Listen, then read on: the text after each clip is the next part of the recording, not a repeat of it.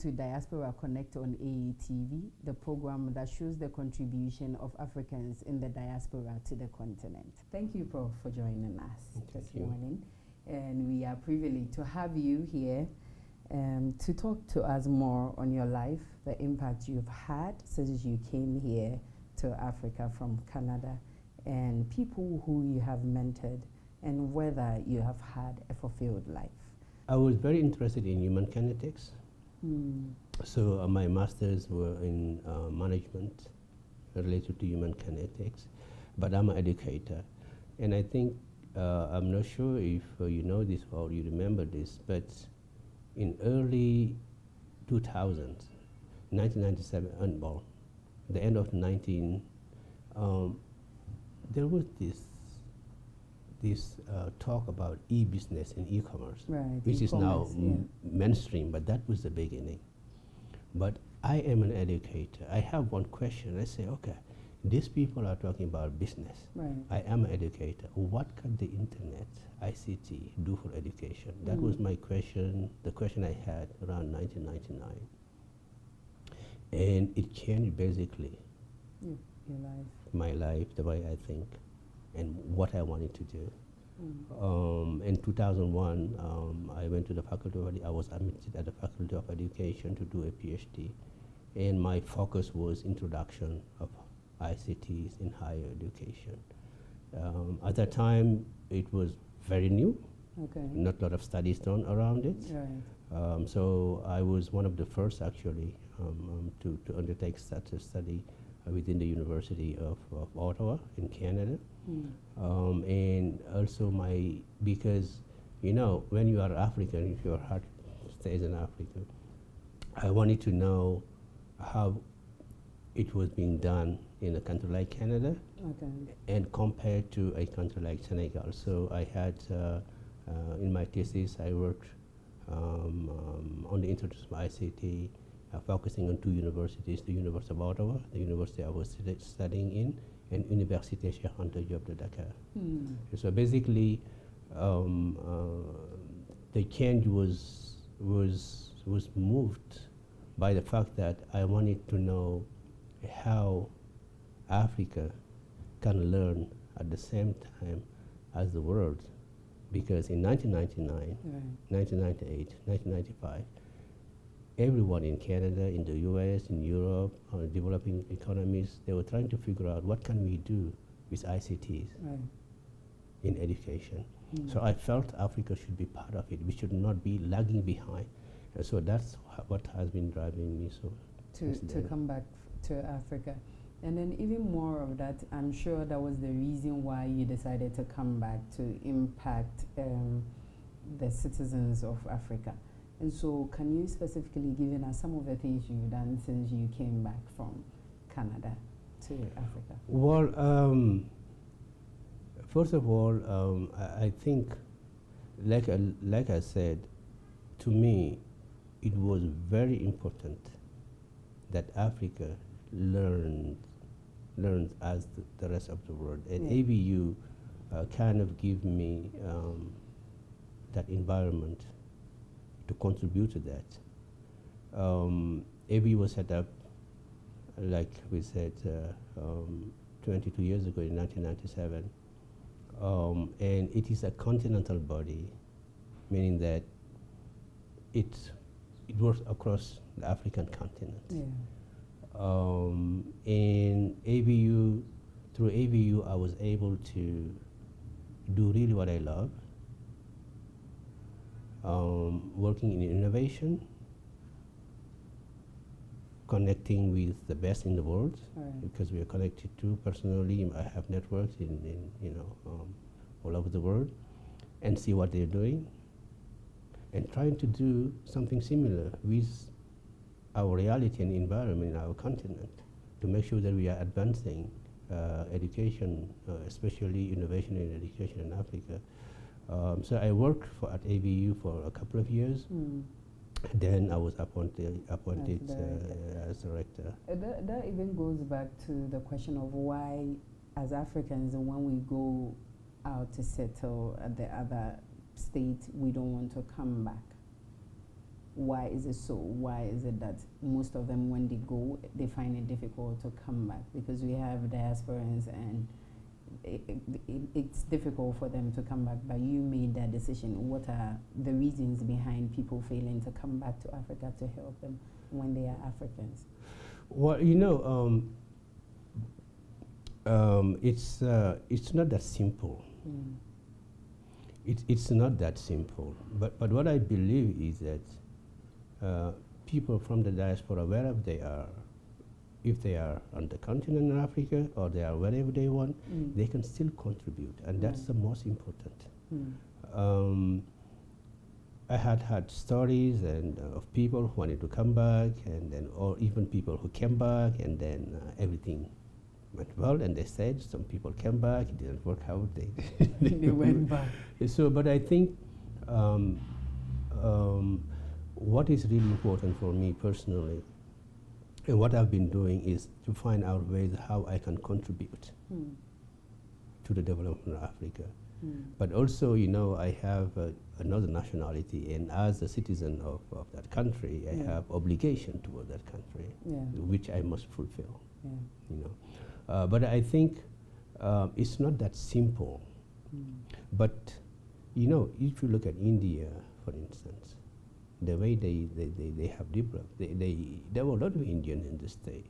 Some of them stayed, some of them went back. What is important is the capital of knowledge that that group has that can be impacted in Africa.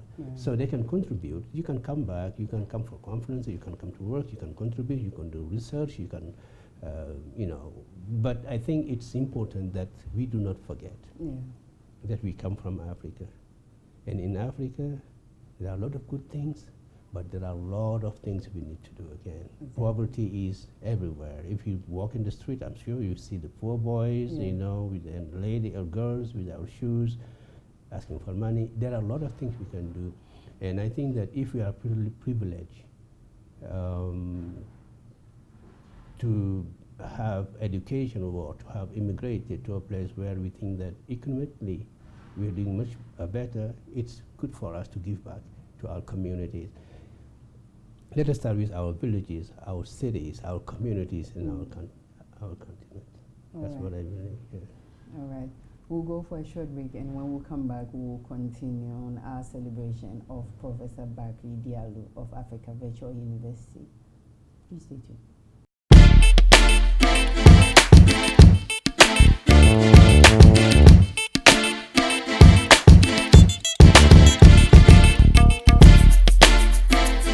Are you an institution or individual? Do you intend to organize a memorable event to be archived for future reference? Then look no further than AAU Studios, because it's your best bet.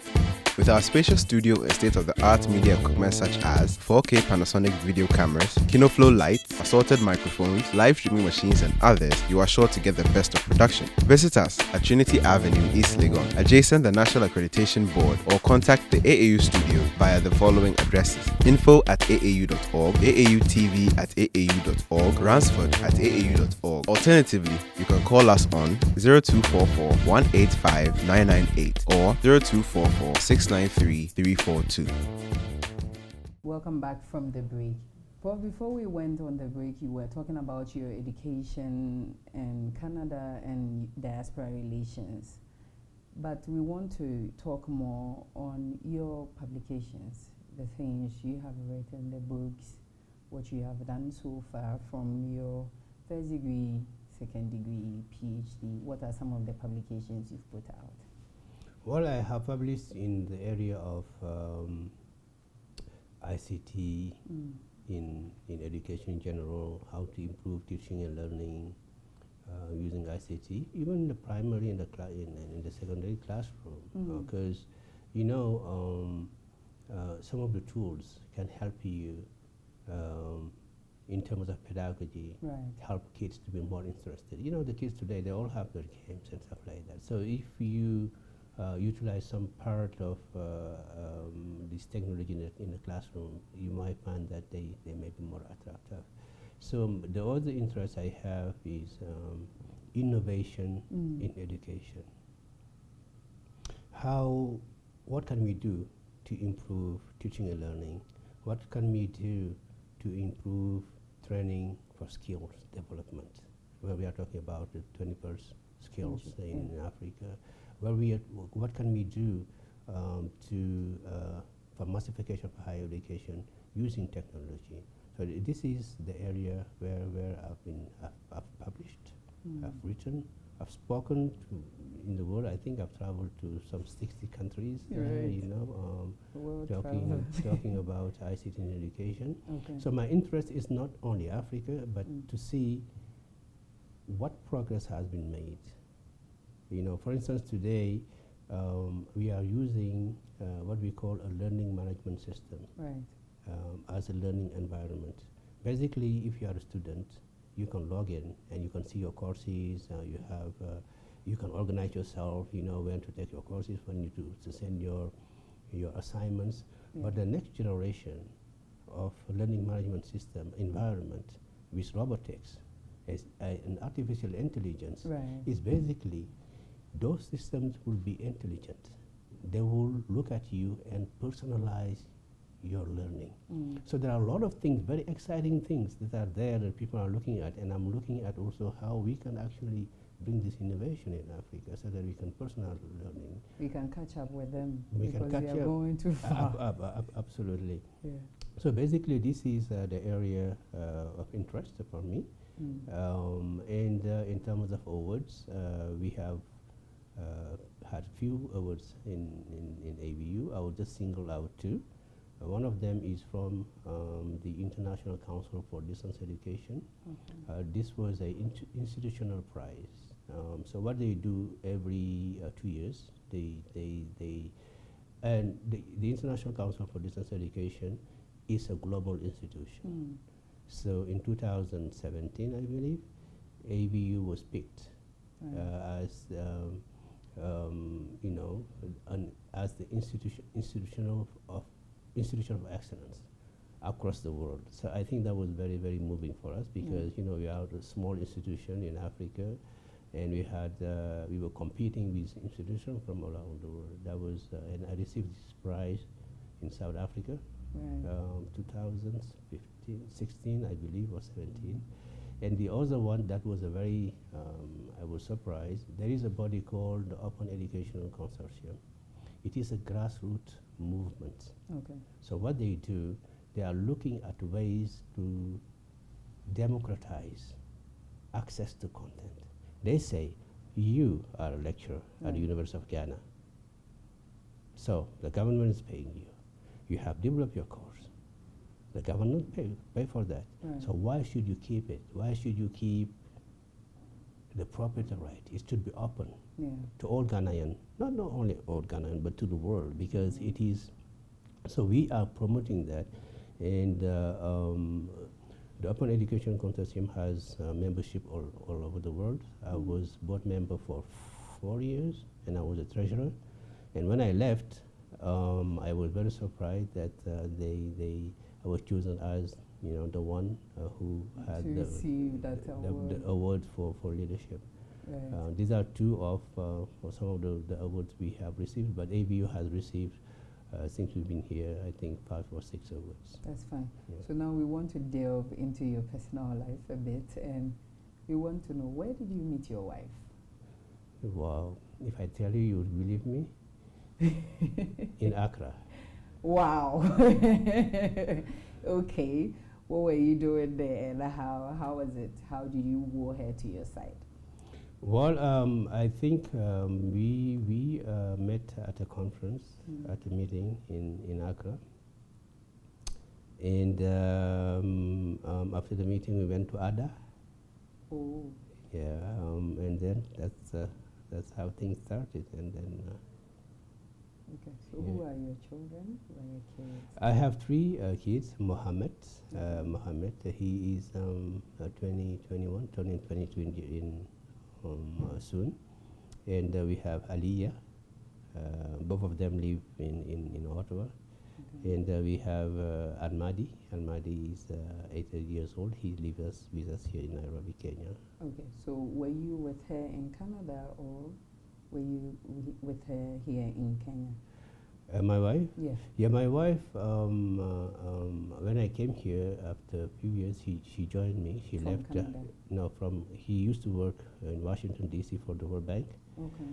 So the distance was too much for us. I think she joined us, and since then she's working for an intergovernmental organization here in Nairobi. Okay. So what's your religion and then your favorite music? Well, I'm a Muslim.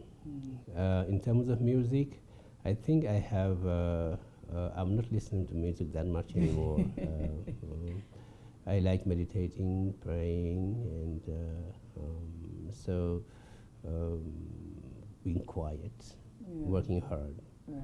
Yeah. Do you love sport? Obviously, Okay. I used to do football, basketball, volleyball. I was very, very, very active. Okay. So who's your favorite athlete? Right now, Mm-hmm. okay. Maybe I'm not sure if I have a favorite athlete right now, but what I'm trying to do is just to keep